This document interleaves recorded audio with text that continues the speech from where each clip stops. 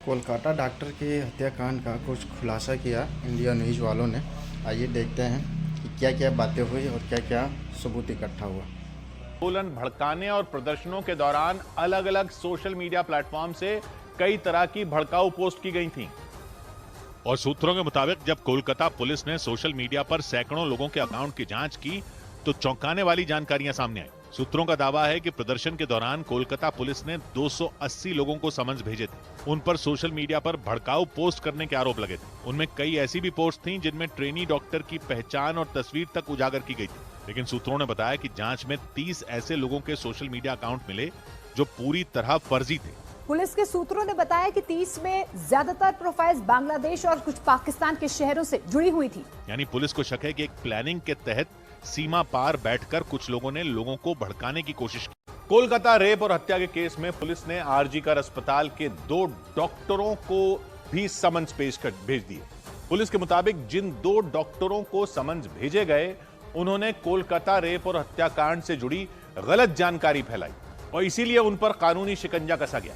लेकिन पुलिस की इस कार्रवाई के बीच वहां डॉक्टरों का प्रदर्शन तेज हो गया और रक्षाबंधन के दिन डॉक्टरों ने कोलकाता की सड़कों पर मार्च निकाला। मार्च शुरू करने से पहले सभी डॉक्टर एक जगह इकट्ठा हुए। वहां उन्होंने पीड़ित डॉक्टर की एक सांकेतिक प्रतिमा बनाई थी। डॉक्टरों ने एक एक कर पीड़ित डॉक्टर की प्रतिमा को राखी बांधी और न्याय मिलने तक प्रदर्शन जारी रखने की प्रतिज्ञा ली। बाद में डॉक्टरों ने कोलकाता की सड़कों पर मार्च निकाला और नारेबाजी की। कोलकाता के आरजी कर अस्पताल में हैवानियत के बाद देश के अलग अलग हिस्सों में डॉक्टरों ने हड़ताल शुरू कर दी थी। उन्होंने पीड़ित को न्याय दिलाने और डॉक्टरों की सुरक्षा के लिए सेंट्रल प्रोटेक्शन एक्ट लाने की मांग की और धीरे धीरे उनकी मांग ने जोर पकड़ लिया। इस मामले में इंडियन मेडिकल एसोसिएशन ने प्रधानमंत्री को चिट्ठी भी लिखी थी और डॉक्टरों की सुरक्षा सुनिश्चित करने की मांग की थी, क्योंकि ट्रेनी डॉक्टर से हैवानियत के बाद आरजी कर अस्पताल में हिंसा भी हुई थी और कहा गया था कि हिंसा में डॉक्टरों को भी निशाना बनाया गया था। आरजी कर अस्पताल में हिंसा के बाद अस्पताल के आसपास 7 दिन के लिए धारा 163 लागू कर दी गई थी। धारा 163 पहले धारा 144 थी और धारा 163 के तहत उन्हीं नियमों का पालन किया जाता है। इसके अलावा आरजी कर अस्पताल में हिंसा के मामले में कई लोगों को गिरफ्तार भी किया गया। यही नहीं, कलकत्ता पुलिस ने आरजी कर अस्पताल के 2 डॉक्टरों को समन्स भेज दिए और आरोप लगाया कि उन्होंने ट्रेनी डॉक्टर से हैवानियत के मामले में गलत जानकारी फैलाई और लोगों को गुमराह करने की कोशिश की। इसके अलावा सूत्रों ने खबर दी कि आरजी कर अस्पताल के डॉक्टरों ने ही पीड़ित की पहचान सोशल मीडिया पर जारी की।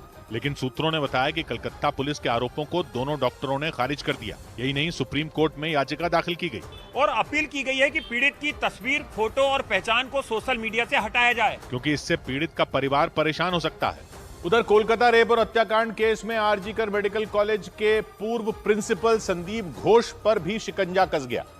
सीबीआई ने संदीप घोष से लगातार चौथे दिन पूछताछ की। एक दिन पहले सीबीआई ने उनसे 13 घंटे से ज्यादा समय तक पूछताछ की थी। चौथे दिन भी पूछताछ का सिलसिला जारी रहा, क्योंकि कोलकाता में ट्रेनी डॉक्टर से जो हैवानियत हुई थी उसके लिए पीड़ित के परिवार ने अस्पताल प्रशासन को भी जिम्मेदार ठहराया था। और उनके आरोपों को सुनकर देश के अलग अलग हिस्सों में हड़ताल करने वाले डॉक्टरों का गुस्सा और बढ़ गया। डॉक्टरों की सुरक्षा का मुद्दा गर्मा गया। दिल्ली में तो डॉक्टरों ने स्वास्थ्य मंत्रालय के सामने प्रदर्शन किया और कोलकाता में प्रदर्शन करने वाले आरजी कर अस्पताल के डॉक्टरों के समर्थन में नारे लगाए।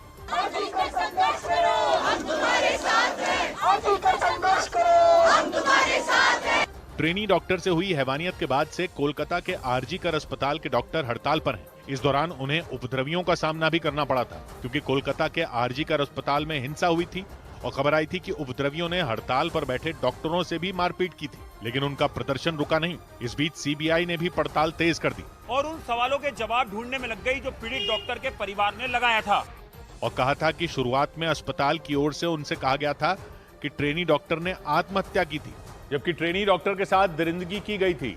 रेप के बाद उसकी हत्या हुई थी। जांच के दौरान पता चला था कि पीड़ित डॉक्टर के प्राइवेट पार्ट्स, आंखों और मुंह से खून बह रहा था। ट्रेनी डॉक्टर की शव की जांच के बाद आई रिपोर्ट में बताया गया था कि उसके पेट, पैर, गर्दन, हाथ और होंठों पर चोट के निशान थे और उसकी गर्दन की हड्डी टूटी हुई थी। यानी आरजी कर अस्पताल के सेमिनार हॉल में ट्रेनी डॉक्टर से दरिंदगी करने वाले ने हद पार कर दी थी। और पीड़ित के परिवार के मुताबिक अस्पताल प्रशासन ने शुरुआत में रेप की बात छुपाने की कोशिश की थी और उनसे कहा था कि ट्रेनी डॉक्टर ने आत्महत्या की थी। सूत्रों ने बताया कि सीबीआई ने इसी सवाल का जवाब जानने के लिए आरजी कर मेडिकल कॉलेज के पूर्व प्रिंसिपल संदीप घोष से लगातार चौथे दिन पूछताछ की।